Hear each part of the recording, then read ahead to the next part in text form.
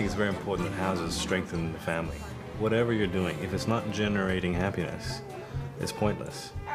This house is an example of how we can generate happiness through design.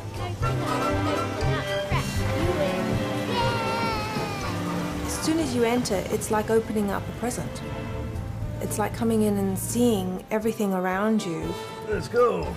Being able to see through to the upstairs, through the little port windows.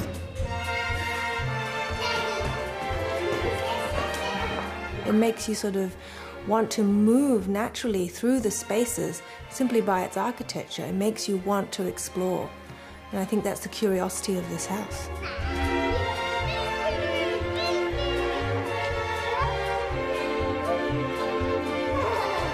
I think I wanted a home that the children would appreciate. You know, I wanted to do something that was for my family, that was forever.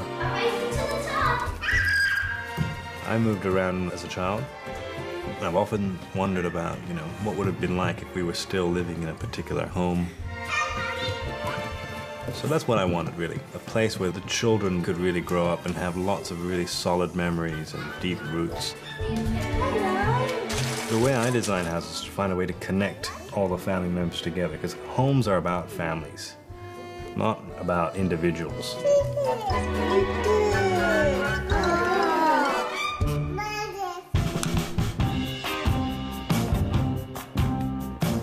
The car is a space that I love to be in, so to me it makes sense that I put that space inside another space that I love to be in, which is my home. Nice wash. There's a similarity between car design and house design. They both have exterior form and interior design and detail. They both have to work in a very practical and functional way. So it made sense that if we're going to have these beautiful objects, why would you put them out in the shed somewhere? Yeah, you gonna do it too? No. You wanna drive the car as well? I grew up with these cars. My dad had that same car, and I was a young boy driving in that car. So a lot of people come to the house and go, "Are you okay with your kids running around touching the cars?" And it's a car to be touched. It's the same with these figures on the wall. Take them off, you know, have a look at them, play with them. You know, hopefully don't break them.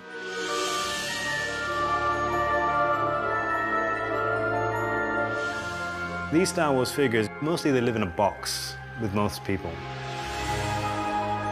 One part of the design that we felt was important was to integrate the collections into the architecture, to make them part of the texture and the fabric of the house. Family is about memories, and the things that you play with and the things that you love, it's all part of the memories that you create. So if we integrate things into the architecture, in itself it's playful, but it also encourages, you know, everybody in the family to interact with these and create their own new memories.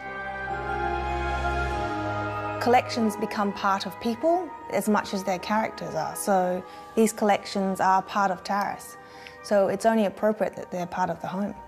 But there is a reason it's in his office, I suppose. I wanted the architecture to heighten the drama of life, to make simple acts that are mundane more theatrical, more exciting, as if you were giving a performance. And the bathroom is a great place to do it because we spend a lot of time in it. So it's like a stage. It's raised on a slight platform. There's a lot of glass. You can perform the act of bathing or brushing your teeth. Taras and I were both brought up in Southeast Asia. This house is a representation of our childhood. It's got East meets West themes in it. And you can see that in elements such as the small bricks, which are quite commonly found in Southeast Asia, large eaves, and having the house open up to the outside. I like how the house opens up so you can still feel part of the house when it's the garden. You're not just inside the house or outside, you're sort of both.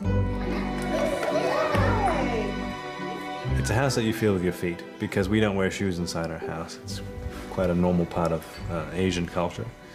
So it's quite important that the materials felt good.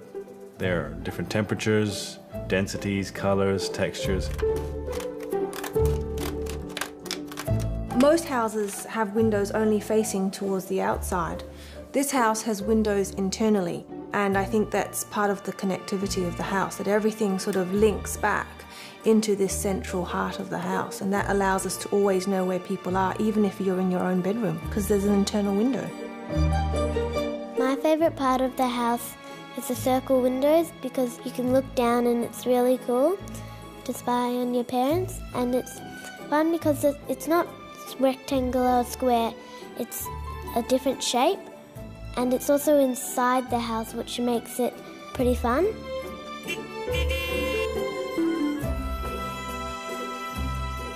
This is the first representation of the house that we built, and from here we evolved to a very large, detailed 1:20 scale balsa wood model. And when you take the roof off, it becomes apparent that the house is made up of spaces rather than rooms.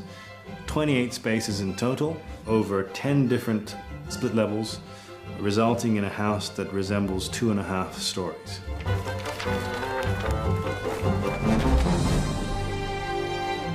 This house is different because of the fact that it's got all these spaces, essentially boxes without any walls.